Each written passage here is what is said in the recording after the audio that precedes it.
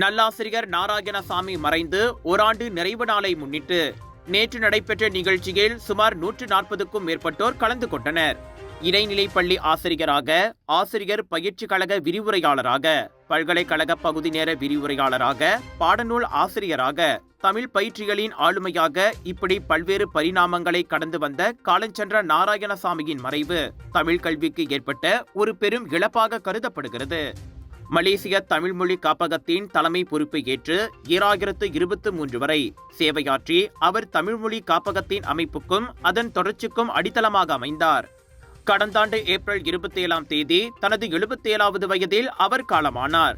இதனிடையே கோலாலம்பூர் பிரிக்ஃபீல்ட்ஸில் உள்ள இந்திய தூதரகத்தின் சுபாஷ் சந்திரபோஸ் கலாச்சார மையத்தில் நேற்று நடைபெற்ற நிகழ்ச்சியை மலேசிய தமிழ் மொழி காப்பகம், மலேசிய தமிழ் அறவாரியம், கோபியோ, போட்கில்லான் இந்து இளைஞர் இயக்கம் ஆகிய அமைப்புகள் இணைந்து ஏற்பாடு செய்திருந்தன. இந்நிகழ்ச்சியில் நல்லாசிரியர் நாராயணசாமி எனும் நூல் வெளியீடு கண்டது. இந்நூலை இந்திய தூதரகத்தின் முதன்மை செயலாளர் திரு ராஜேஷ் மணியில் வெளியீடு செய்தார். இந்நூலை அன்னாரின் துணைவியார் லட்சுமி அம்மையார் பெற்றுக்கொண்டார்.